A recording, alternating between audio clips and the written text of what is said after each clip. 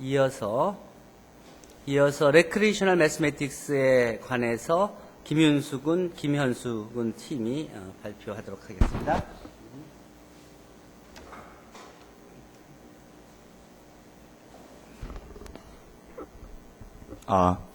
안녕하십니까.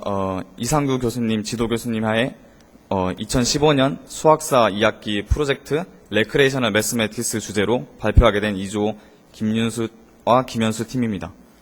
먼저 저희 목차에 대해서 간략하게 설명드리면은 첫 번째 저희가 조사하게 된 동기가 쓰여있는 도입부가 있고, 그 다음 레크레이셔널 매스매틱스의 소개, 효용성, 그리고 몇 가지 종류에 대해서 조사하고 결론을 내리고 그 다음 후기에 대해서 발표하고 발표 마치겠습니다. 첫 번째 도입부입니다. 일단 현대 사회에서 수학이 사회적으로 큰 비중을 차지하고 있는데 반해서 수학을 전공하지 않는 사람들은 많이 수학에 관심이 없고 또 이해하기 어려운 학문으로 여깁니다. 하지만 이런 사람들도 어렸을 때 수학적 퍼즐을 접하고 또한 커서도 스마트폰 어플리케이션을 통해서 수도쿠 같은 것을 접하면서 수학적 즐거움을 느낀 적이 있습니다. 따라서 저희는 이러한 고도한 수학적 지식이 없어도 수학적 즐거움과 아름다움을 쉽고 간단하게 느낄 수 있는 유의수학에 대해서 조사하게 되었고 그것을 발표하고자 합니다. 먼저 레크레이셔널 매스매틱스에 대한 소개를 하겠습니다. 레크레이셔널 매스매틱스란 수학으로 구성된 놀이 퍼즐을 의미합니다. 또한 수학계에 큰 영향을 준 수학적 퍼즐뿐만이 아니라 여러 예술적 파생 종류까지 포괄하는 개념입니다. 일반적으로 고도의 수학적 지식이 필요하지 않으며 최대한 많은 대중들을 상대로 쉽고 재밌게 사람들에게 수학을 접할 수 있게 해줍니다. 다음은 효용성입니다. 유의수학의 효용성은 다양한 방법으로 이미 입증되어 있는데요. 이러한 효용성에 대한 것을 유의수학을 도입한 수업의 효과 연구라는 논문에서 정리해 놓은 것을 인용해 보면은 유의수학의 가장 큰 의의는 일단 교육에서의 장점이라고 볼 수 있습니다. 일단 유의수학도 유의이기 때문에 유의의 효용성을 봐야 되는데 여러 위인들이 유의의 효용성에 대한 말을 많이 했었는데요. 그 중에 한 예로 토마스 모어가 유토피아에서 1일 6시간 근로를 하고 여가를 유용한 학습에 이용할 것을 주장하는 등 여러 위인들의 말을 발췌해봤고요. 이처럼 많은 연구와 다양한 논문들이 교육과정을 운영할 때 유의수학을 포함하면 더 많은 수학 능력 향상이 있었으며 집중도도 더 높았다는 사실을 증명하고 있습니다. 다음으로 레크레이셔널 매스매틱스의 종류입니다. 유의수학에는 굉장히 많은 기원과 파생 종류가 있지만 저희는 그중에 대표적인 몇 가지만 소개해 보려고 합니다. 첫 번째는 가장 대표적인 유의수학의 종류인 마방진입니다.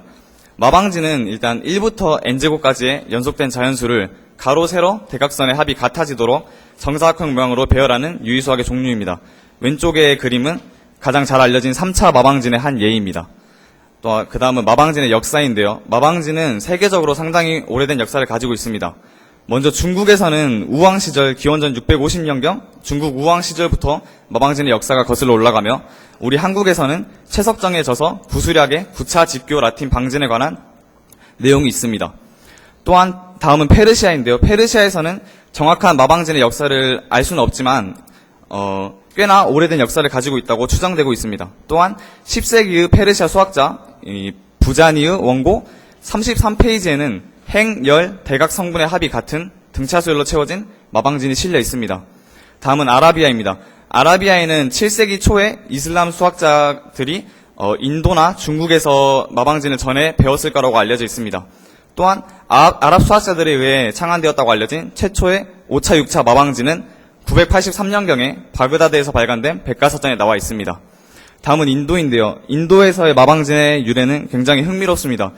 인도는 베다 시대부터 최근까지 종교 의식의 일부로 3차 마방진을 사용했다고 알려져 있고 특히 인도 카주라오에 있는 이 사당에는 10세기에 그려진 4차 마방진이 잘 알려져 있습니다. 오른쪽 그림이 바로 그 사원에 그려진 4차 마방진의 사진입니다. 다음은 마방진 풀이인데 저희가 시간이 10분밖에 없으니까 일단 홀수차 마방진에 대해서는 굉장히 쉽고 간략하게 풀이가 나와 있기 때문에 그 부분은 생략하기로 하고 짝수차 마방진에 대한 풀이가 중요한데 그 짝수차 마방진의 경우는 풀이가 간단하지 않아서 지금 현재 모든 n에 대응하는 일반적인 마방진 생성 방법은 발견되지 않았으며 짝수차 중에서도 몇몇 다양한 경우에 대해서만 알려져 있을 뿐입니다. 따라서 현재도 연구가 계속 활발하게 되고 있습니다. 그 다음은 마방진의 변형인 스도쿠에 대해서 얘기하려고 합니다. 스도쿠는 마방진을 좀 더 재밌고 가볍게 할 수 있도록 변형한 것 중 하나입니다.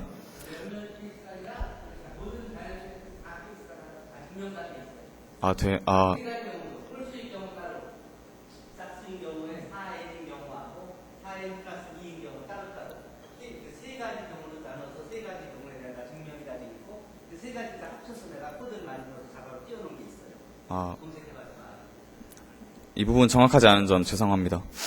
다음은 스도쿠입니다. 스도쿠는 마방진을 좀 더 재밌고 가볍게 할 수 있도록 변형한 것입니다. 스도쿠의 룰에 대해서 설명하자면 같은 줄에 1부터 9까지 숫자를 겹치지 않게 한 번씩 넣고 3 곱하기 칸의 작은 격자에 1부터 9까지 숫자가 겹치지 않게 들어가는 것입니다. 스도쿠의 재밌는 점은 처음 제시된 숫자가 16개 이하라면 유일한 해는 절대 존재하지 않는다는 것입니다. 다음은 마방진의 변형인 캔캔 퍼즐인데요. 캔캔 퍼즐은 스도쿠의 사칙 연상을 접목시켜서 좀 더 발전시킨 것입니다. 일단 유래는 일본의 수학 교사 미야모토 테츠야가 2004년에 개발한 퍼즐입니다. 일단 캔캔 퍼즐의 룰은 스도쿠와 비슷하게 가로 세로 같은 줄에는 같은 숫자가 반복될 수 없고 또 이 작은 칸을 케이지라고 부르는데 이 예를 보면 일단 이 두 칸에 7 플러스가 적혀 있으므로 이 두 칸의 합은 7이 돼야 되고 이 16 곱하기가 세 칸에 있는데 이 세 칸의 곱이 16이 되게 풀어야 합니다. 이때 같은 케이지에 똑같은 숫자가 반복돼도 상관이 없습니다. 이처럼 마방진 같은 경우 마방진이 다양하게 좀 어려운 방식으로 현재 발전해 온 것을 볼 수 있습니다.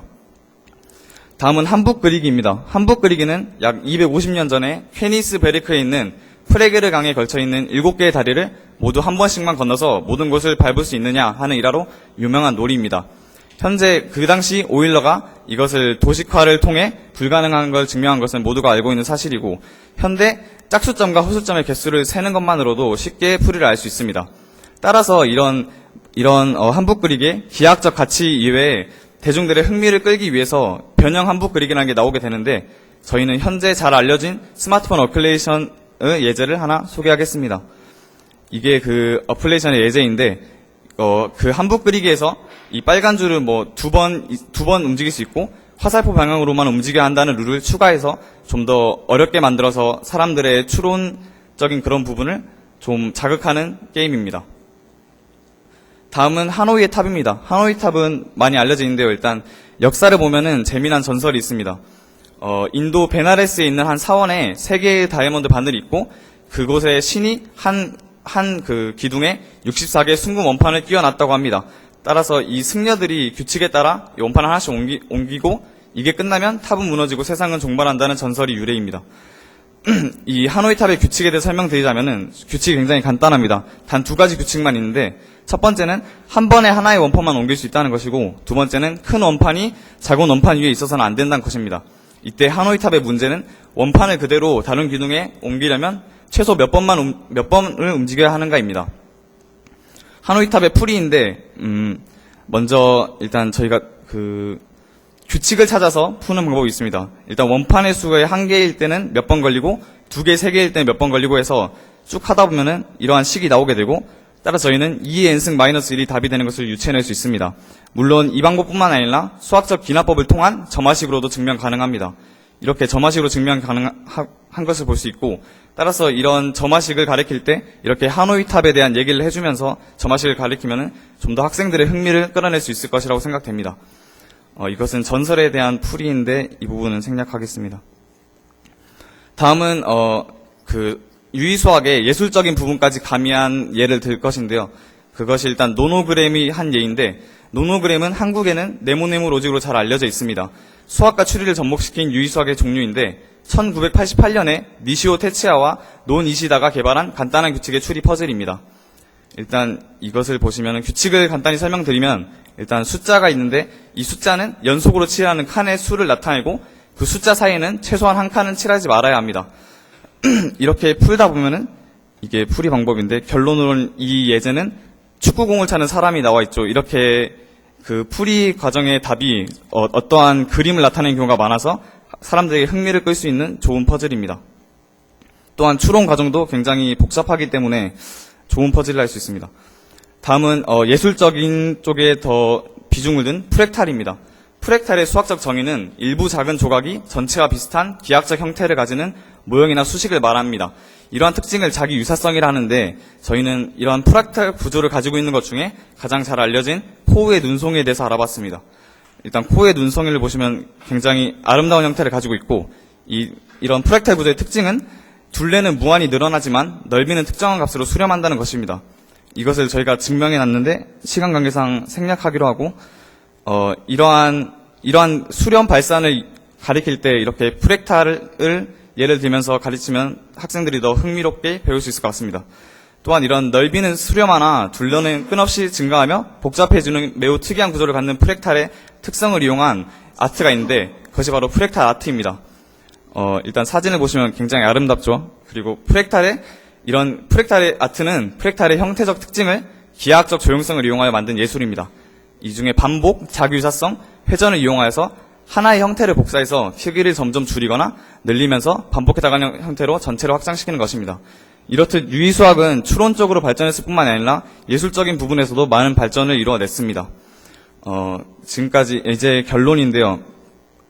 일단 많은 학생들이 여전히 수학을 딱딱한 학문이라 여기고 있고 현재 많은 학생들이 수학을 포기하는데 하지만 현대 수학의 중요성은 나날이 늘어나고 있기 때문에 현대 사회에서 수학 교육의 중요성 또한 마찬가지로 강조되어야 할 것으로 보입니다. 이러한 흐름 속에서 다양한 유의적 수학학습을 통해서 학생들을 가르치면은 더욱 흥미를 이끌 수 있고 수학에 대한 거부감을 없앨 수 있을 것 같습니다. 또한 유희수학이 남녀노소 누구나 쉽게 즐길 수 있는 하나의 대중적인 놀이문화로 잘 정착하기를 바랍니다. 다음은 후기인데요. 일단 저희가 아쉬웠던 점은 일단 효용성에 대해서 저희가 직접 학생들에게 좀 이런 거에 대해서 얘기를 하고 좀 더 직접 다가가서 과연 이게 효과가 있는지에 대해서 직접 조사하지 못한 점이 좀 아쉬웠고요.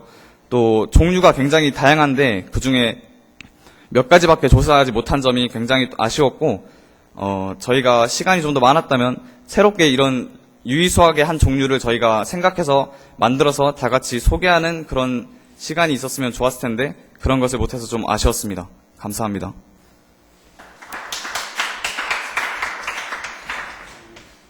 수고했어요. 이건 준비하면서 사실은 이게 전체 레크레이셔널 매스에 대한 카테고리를 전체적으로 보고 그 다음에 클래시파이 해서 그 중에서 어떤 부분을 집중적으로 어떻게 한다는 식으로 이걸 몇 단계를 거쳐서 갔어야 되는 건데 근데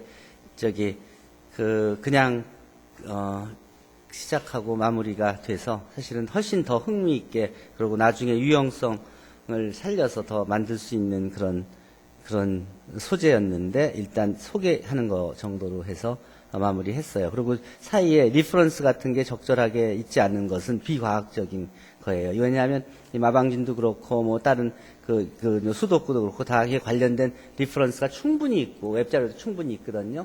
그런 것들을 인용하지 않고 그냥 여기에 그냥 소개하려고 한 것은 별로 비과학적이지 않아요. 과학적으로 하려면 이런 소개를 간단히 하고 그 자세한 내용은 자세한 내용은 어디를 봐라고 하고 그러고 자기 걸 좀씩 보태는 식으로 해서 그러니까 기존에 있는 것과 자기가 보탠 것이 뭐가 있는지를